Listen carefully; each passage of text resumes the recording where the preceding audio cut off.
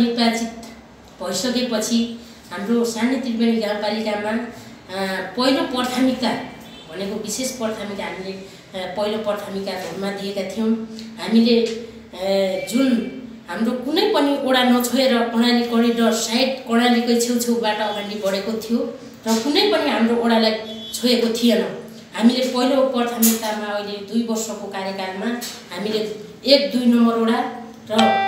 रकुदेखि 1 र 2 नम्बर ओडासम्म पुगेका छौँ र चित खोलेस तुषार खोलादेखि 4 र 5 नम्बर ओडामा हाम्रो रोड पुगेको छ। गाउँपालिकामा पुग्न लगभग हामी 4-5 दिनमै अगाडि पुग्छौँ जस्तो लागिरहेछ। हाम्रो डाँडाखेत 5 नम्बर ओडामा पुगिसकेको छ र अर्को हाम्रो भौगोलिक हिसाबमा अलिकति टाढा भएको हुनाले राजकोटबाट ट्रेक अगाडि खोलेर हाम्रो 8 र 9 ओडामा हामीले विशेष गरेर रोडलाई नै प्राथमिकता दिएका छौँ र हाम्रो त्यसपछि हामीले गरेका साना साना खानेपानी जुन ठाउँमा अभाव छ, जुन ठाउँमा त्यसको आवश्यकता छ त्यसलाई नै हामीले एकिङ गरेर त्यसलाई नै हामीले त्यस ठाउँमा हुनुपर्छ र भनेर हाम्रा जनताका माग त धेरै आएका थिए, तर पनि हामीले कुन आवश्यकता के हो आवश्यकतालाई पहिचान गरेर मात्रै हामीले केही सानसाना योजनाहरू खानेपानी अनि सिँचाइ जस्ता योजनाहरू हामीले समापन गरेका छौँ र हामीले स्वास्थ्यतर्फ हाम्रो सानी त्रिवेणी गाउँपालिकामा हाम्रो कति 6 नम्बर ओडाको भूगोल एकदम छरिएर एकदम टाढा हुने भएको हुनाले हामीले एउटा बर्थिङ सेन्टर गर्नुपर्छ, बर्थिङ सेन्टर हाल्नुपर्छ त्यो टोलमा भनेर एउटा बर्थिङ सेन्टर राखेका छौँ र 3 नम्बर ओडामा पनि साबीको मेलमुडी गाविस जान पनि असम्भव र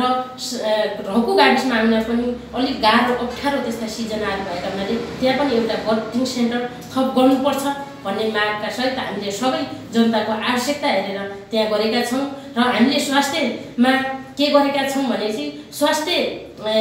हाम्रो स्वास्थ्यमा हाम्रो जुन महिला दिदीबहिनीहरू हाम्रो जब गर्भ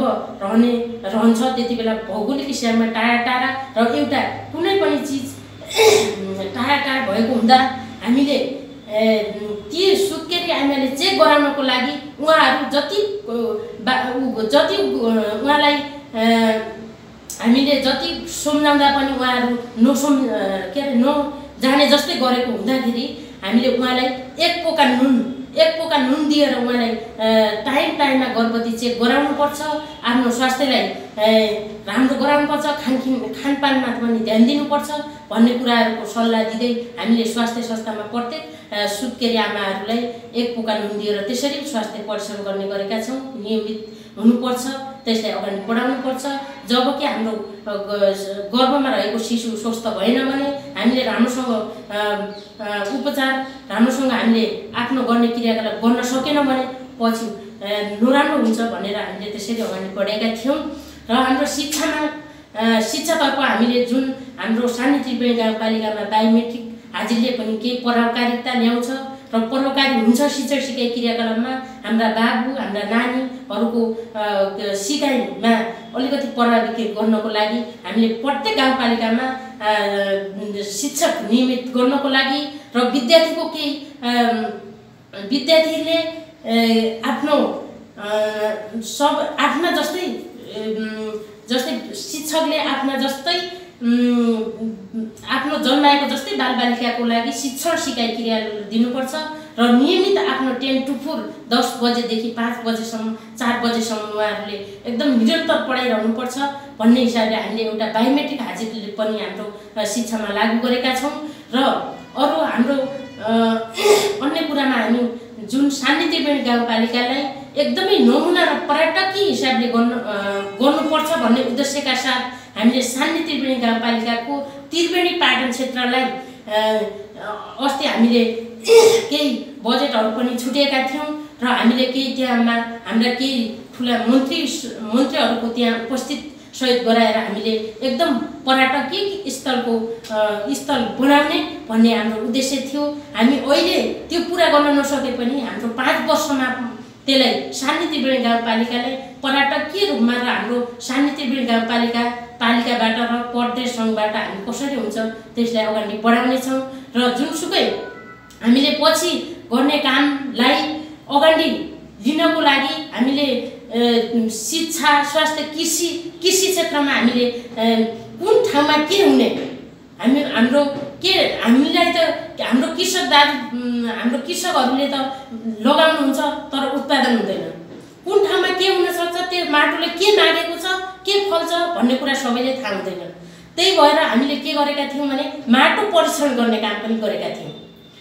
अनि माटो परीक्षण गरिसकेपछि कुन ठाउँमा के फल्ने अनि कुन ठाउँमा के उत्पादन हुने कृषि क्षेत्रमा कसरी त्यसलाई अगाडि बढाउने कृषि क्षेत्र उत्पादनको लागि भन्ने कुरामा हामीले माटो शिविर हाम्रो माटो चेक सहित गरेका थियौँ र हाम्रो शिक्षा क्षेत्रमा अर्को के गरेका थियौँ भने जुनसुकै विद्यालयको जस्तै सरले परीक्षामा सरले आफ्नै विद्यार्थीलाई पक्ष गर्छन्, फेल भएको विद्यार्थीलाई पनि पास गर्छन् हैन। त्यस्तो गर्नु हुँदैन, जे छ त्यही गर्नुपर्छ र हामीले जे देख्यौँ त्यही नै गर्नुपर्छ भन्ने उद्देश्यका साथ हामीले जुन प्रत्येक विद्यालयको हामीले गाउँपालिकामा नै क्वेसन चेक हुनुपर्छ र हामीले शिक्षकहरूलाई पनि आफ्नो जो निष्पक्ष शिक्षालाई छनौट गरेर त्यो क्वेसन चेक गर्न पनि हामीले गाउँपालिकाले गर्नुपर्छ भन्ने उद्देश्यका साथ हामीले त्यो पनि गरेका थियौँ गाउँपालिकामा क्वेसन चेक। र हाम्रा केही शिक्षामा पनि अलिकति सुधारात्मक आउँछ कि भन्ने हामीलाई लागिरहेको छ, अलिकति सुधार पनि आइरहेको छ। त्यसो भएपछि अब गाउँपालिकालाई कस्तो बनाउनुहुन्छ तपाईको कार्यकालभित्र? हाम्रो कार्यकालभित्र हाम्रो गाउँपालिकाले शिक्षा अबदेखि हामीले कस्तो पनि लागू गरेका छौँ। जो शिक्षक जो अलिकति हुने खाने उनका छोराहरू सहरमा पढिरहेका छन्, उनले त्यहाँ पढ्न सक्दैनन् र अब हामीले भनेका छौँ प्रत्येक शिक्षकले आफ्नो विद्यालयमा पढ्नुपर्छ। गरिबका छोराछोरीहरू त्यहाँ पढ्ने, धनीका छोराछोरीहरू अनि बोर्डिङमा पढ्ने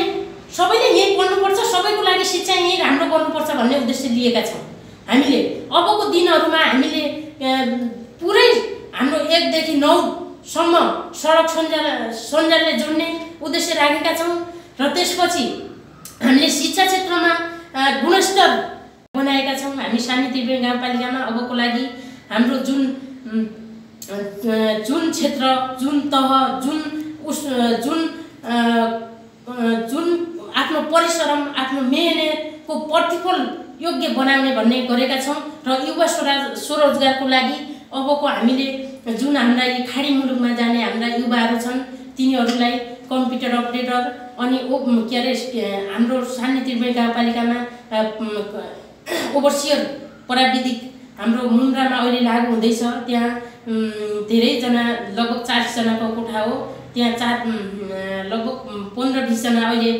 पढिराख्नु भएको छ। त्यसपछि हाम्रो साबिकको रक्कु गाविसमा सानी त्रिवेणी गाउँपालिकाको वार्ड नम्बर 1, 2, 3 मा हामीले कृषि प्राविधिक राख्ने भन्ने योजना गरेका छौँ। त्यसपछि